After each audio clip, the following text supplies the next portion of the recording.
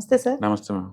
Sir, small cap versus large cap మనం last 2 months నుంచి చూసుకుంటే మార్కెట్ లో వర్క్ పర్ఫార్మెన్స్ అనేది ఎలా ఉంది అంటే? చాలా మంది మార్కెట్ బాగా వాలటిలిటీ అవుతుంది అనుకుంటేనే ఎక్కువ మంది టూ మచ్ గా ఫోకస్ చేసేది small caps and micro cap మీద అండి. ఎందుకంటే సైజు చిన్నవి కాబట్టి అవి ఎంత డ్రాప్ అవుతాయి అని భయం అనమాట.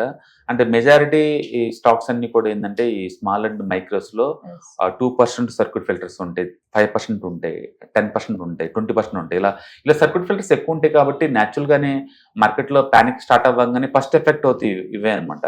అందుకని ఇలాంటి రీజన్ తో చాలా మంది ఈ స్మాల్ క్యాప్ మైక్రో క్యాప్ దూరంగా ఉంటారు. ఓకే, బట్ రియాలిటీ ఏంటంటే లాస్ట్ 2 months కనుక చూసుకుంటే నిఫ్టీ ఎంత పడిందో అది లార్జ్ క్యాప్ కదా, అది కూడా స్మాల్ క్యాప్స్ కూడా అంతే పడుతున్నాయి.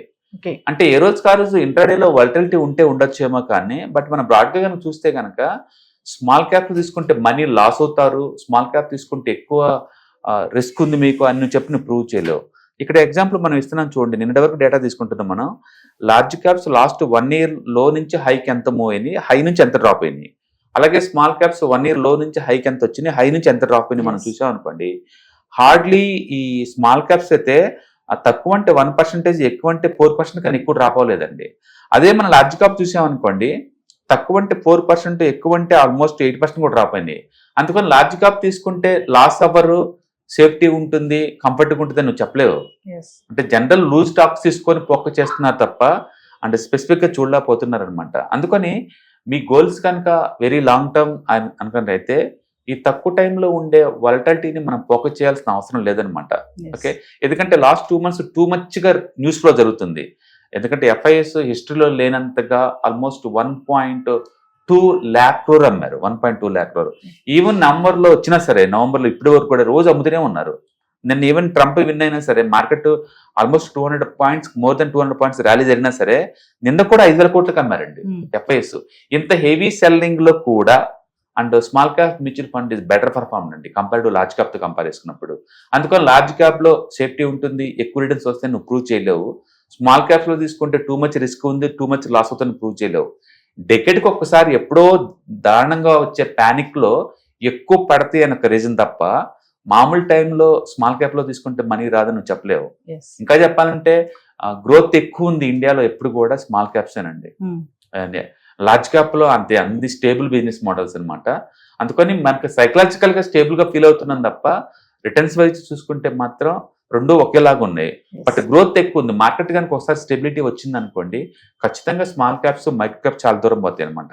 అందుకని విడిగా స్టాక్ టు స్టాక్ కంపేర్ చేస్తే స్మాల్ క్యాప్స్ రిస్క్ ఏమో కానీ ఒక ఇండెక్స్ ఫార్మేట్ లో తీసుకున్నా, లేదు అంటే ఒక మ్యూచువల్ ఫండ్ ఫార్మేట్ లో తీసుకున్నా, అంటే small caps at par large cap తో పాటు అంత సేఫ్టీ ఉంటుంది, అంత రిటర్న్స్ కూడా వస్తుంది.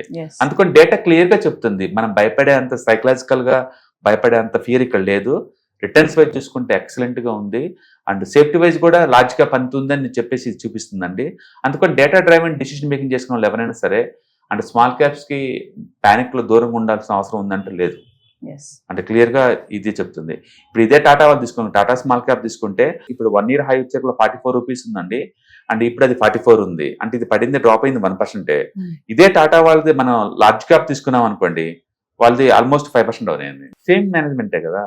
అట్లా majority small versus large cap మనం మ్యూచువల్ ఫండ్ ఫార్మాట్ లో చూసుకుంటే టూ మచ్ గా స్మాల్ క్యాప్స్ పట్టే నువ్వు ప్రూవ్ చేయలేవు ఇంత పానిక్ లో కూడా.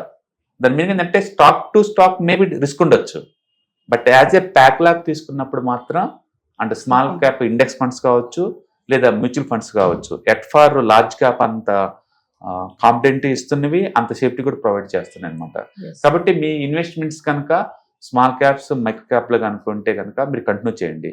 డేటాని ఎప్పుడు కూడా 6 నెలలు, 5 నెలలు, 1 year అలా కంపేర్ చేయమాకండి. కొంచెం లాంగ్ టర్మ్ డేటా కనుక చూసుకుంటే కనుక it's clear, both are performing very well అనమాట. స్మాల్ క్యాప్ లో ఎక్కువ రిటర్న్స్ వస్తుంది లార్జ్ తో పోల్చుకుంటే. అంటే ఓవర్ పర్ఫార్మ్ చేసిన అనుకోవచ్చా సార్ లార్జ్ క్యాప్ ని స్మాల్ క్యాప్? ఇలా పానిక్ సినారియోలు ఏంటంటే సైజ్ చిన్నది కాబట్టి పానిక్ వైపే మనం చూస్తాం. అలాంటి టైంలో ఆపర్చునిటీకి ఎక్కడ ఛాన్సే లేదు. సో పానిక్ అవుతున్నారు ఎక్కువ మంది, స్మాల్ క్యాప్ పెడితే గొల్లగొల్ల అయిపోతాం, ఎక్కువ లాస్ అవుతాము అని. బట్ ఇండివిజువల్ గా అయితే అది కరెక్టే మీరు అన్నది. ఎందుకంటే స్మాల్ క్యాప్ ప్యానిక్ రాంగ్ దన్మన్ లోవర్ సర్క్యూట్ పడతాయి, 4-5 days పడుతూనే ఉంటాయి.